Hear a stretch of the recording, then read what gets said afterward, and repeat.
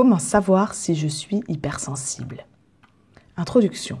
En psychologie, l'hypersensibilité est une sensibilité plus grande que la moyenne. Elle est souvent source de difficultés pour la personne concernée et peut être perçue comme exagérée ou extrême par son entourage.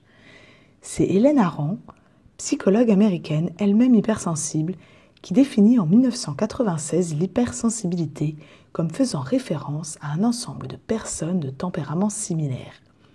Elle se base sur des études empiriques, c'est-à-dire des techniques de recherche basées sur l'observation et l'expérience. Les personnes hypersensibles représenteraient 15 à 20% de la population. Les caractéristiques des personnes hypersensibles découlent d'une plus forte réactivité à une même situation.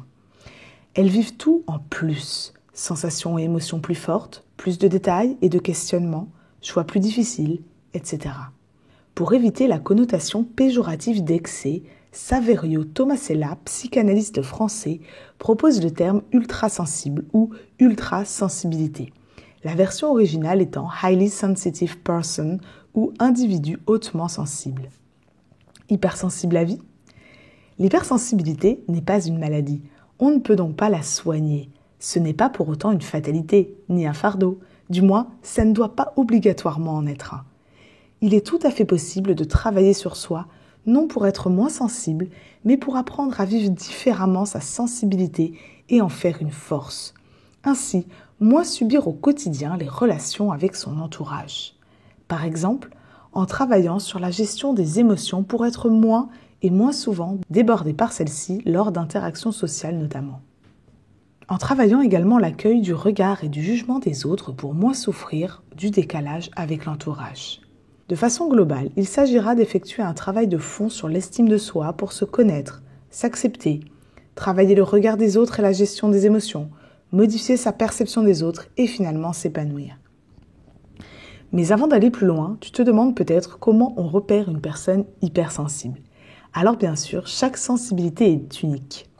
Autrement dit, il n'y a pas un seul profil type chez tous les membres du club, entre guillemets. Attention donc aux amalgames.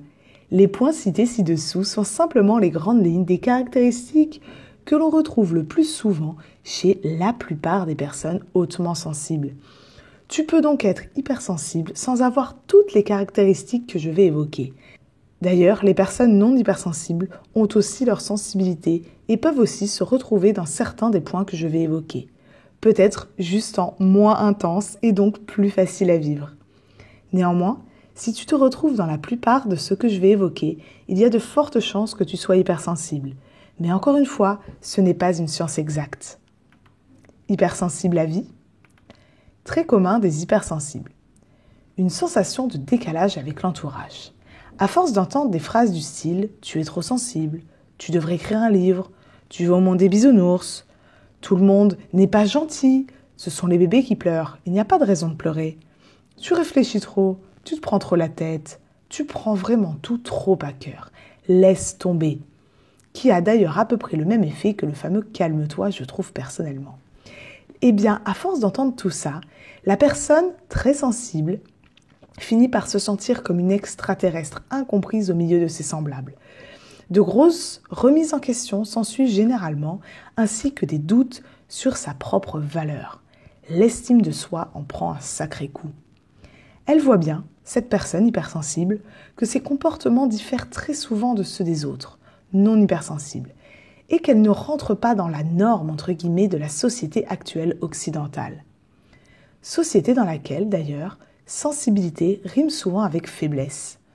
Une personne très sensible peut donc se sentir très vulnérable, illégitime aussi parce qu'elle est hors des cases et peut avoir du mal à trouver sa place. En se comparant beaucoup aux autres, elle développe souvent un complexe d'infériorité vis-à-vis de la plupart des gens qu'elle côtoie ou rencontre.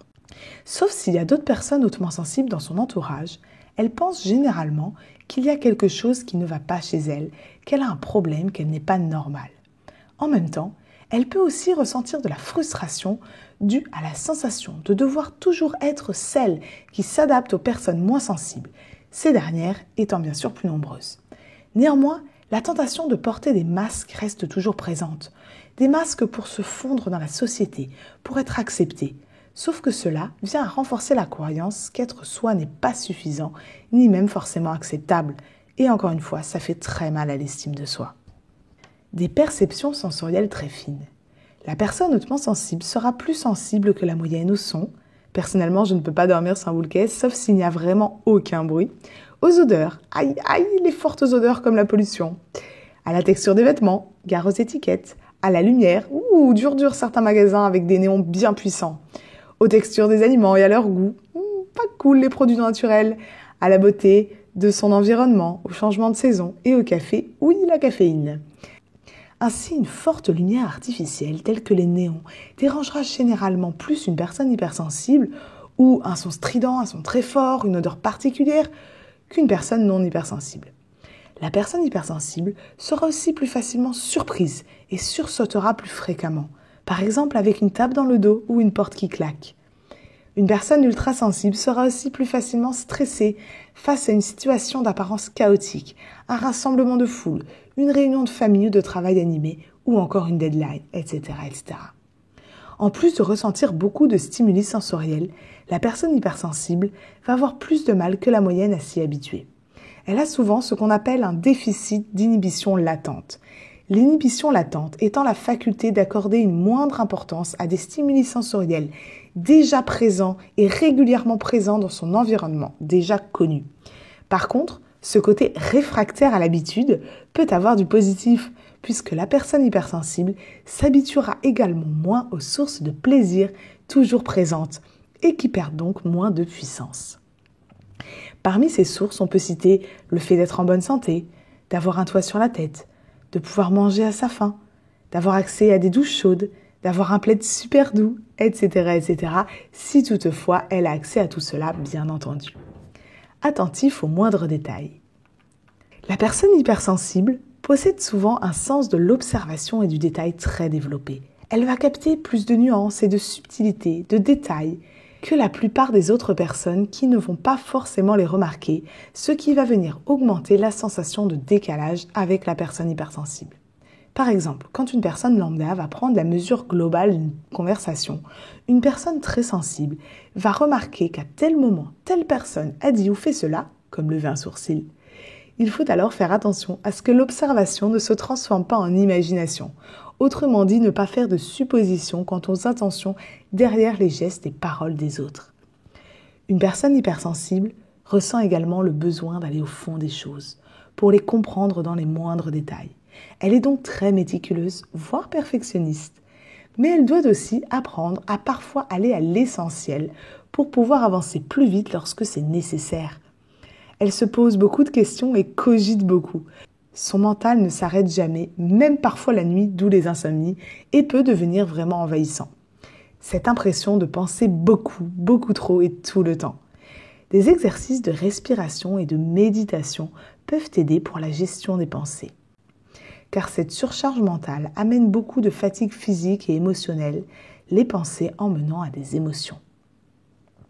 Enfin, la personne très sensible a souvent beaucoup de mal à accepter l'injustice, les contradictions et les conflits de valeurs. Elle le vit très mal lorsque ces valeurs sont malmenées par son entourage ou une situation. C'est pourquoi il est très important pour elle de se sentir alignée avec ses valeurs et pour cela de bien les connaître. Un travail de fond sur l'estime de soi permet tout cela. Difficile de choisir. Puisqu'elle apporte beaucoup d'attention aux moindres détails, la personne hautement sensible a tendance à analyser toutes les conséquences et différentes options de chaque choix, ainsi que tous les risques associés, ce qui n'aide pas franchement à la prise de décision. D'autant plus qu'elle a tendance à être plus contrariée que la moyenne si elle a fait ce qu'elle pense être le mauvais choix. Donc, par anticipation, elle a peur de regretter. Elle met ainsi plus de temps, souvent, à prendre une décision. Par exemple, personnellement, lorsque j'ai un choix à faire, même minime, comme un vêtement à acheter ou un plat à choisir au restaurant, mais que je dois le faire dans un temps très limité et que je n'arrive pas à me décider, pour les raisons précédemment expliquées, il m'arrive d'être extrêmement stressée. Le stress monte très haut et très fort et peut virer à l'angoisse. Et le pire, c'est que quand je suis au restaurant et que tous les yeux sont braqués sur moi, on attend désespérément que je choisisse. Beaucoup de pensées se bousculent à ce moment-là dans ma tête et j'ai terriblement peur d'être déçue si je fais le mauvais choix. Dans certains cas, alors pas au restaurant bien entendu, il m'arrive même de renoncer à choisir, tellement ce choix me pèse énormément. Je reporte éventuellement le choix. Bon, et puis avec le temps, je suis un peu devenue la championne des compromis. Éponge émotionnelle. Les personnes ultra-sensibles disent souvent qu'elles sont très touchées par les émotions des autres, voire qu'elles ont l'impression d'absorber leurs émotions, par très forte empathie. Elles peuvent en effet confondre les émotions des autres avec les leurs, voire s'en sentir responsables. C'est par exemple le cas de la tristesse et de la colère. Elles sont aussi plus sensibles aux désapprobations et aux approbations, critiques et reproches ou compliments, et ont ainsi plus de difficultés à se détacher de la vie des autres, qu'ils soient positifs comme négatifs. Elles ont donc souvent plus de mal à surmonter les conflits. Ainsi, les personnes hautement sensibles peuvent ressasser un événement ou même une critique pendant des heures, voire des jours, voire des semaines. Elles ont alors plus de mal à tourner la page, à sortir des ruminations, car elles ont vécu la situation avec une très grande intensité émotionnelle. C'est un peu comme si la situation s'était gravée en elles. Les ruminations consistent à ressasser en boucle des pensées qui amènent à des émotions désagréables telles que le regret, la culpabilité, la honte, la rancune, la frustration, la colère ou la tristesse, etc., etc. Néanmoins, il y a du positif dans tout cela, parce que la personne hypersensible sera également plus attachée aux émotions positives des autres qu'elle joie alors lorsque l'autre va bien. De plus, ces émotions peuvent aider la personne hypersensible à développer une riche créativité. Par exemple, lorsque j'assiste à un conflit qui se déroule devant mes yeux, je me sens très mal à l'aise et tendue. Alors, je ne te dis pas lorsque je suis dans le conflit. Décharge émotionnelle forte, énorme et énorme tension intérieure. J'ai souvent la boule au ventre. Si la tension dépasse un certain seuil, ce qui est souvent le cas, il peut même m'arriver de pleurer. Action, réaction. Le fait qu'elle ressente les situations en plus fort, qu'elle soit une éponge émotionnelle, rend la personne hypersensible plus réactive aux événements. Elle réagit plus facilement, plus rapidement, plus fortement à tout ce qui se passe autour d'elle. Elle peut très vite passer d'une émotion à l'autre. Colère, curiosité, tristesse, anxiété, joie, les montagnes russes émotionnelles.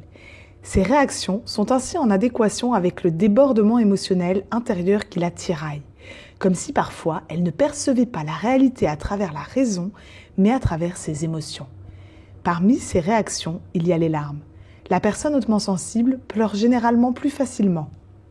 Que ce soit devant un film, une musique, un beau coucher de soleil, un paysage, la photo d'un beau bébé, un message de l'un de ses proches, une interaction sociale ou juste une parole, positive comme négative et qui d'ailleurs peut paraître bénigne à d'autres, ce qui renforce encore plus ce sentiment de décalage.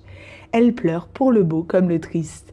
En même temps, qui a décrété qu'il y avait un seuil acceptable pour pleurer et où devrait-il donc se trouver ?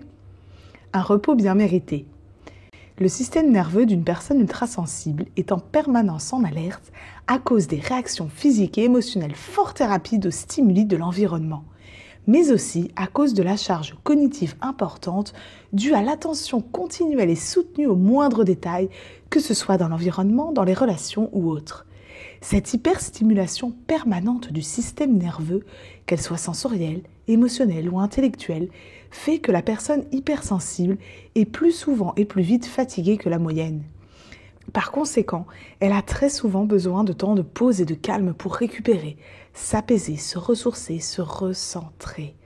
Elle peut donc apparaître comme quelqu'un de solitaire. Est-ce que ces traits de personnalité te parlent ? Est-ce que tu te retrouves dans une ou plusieurs de ces caractéristiques ?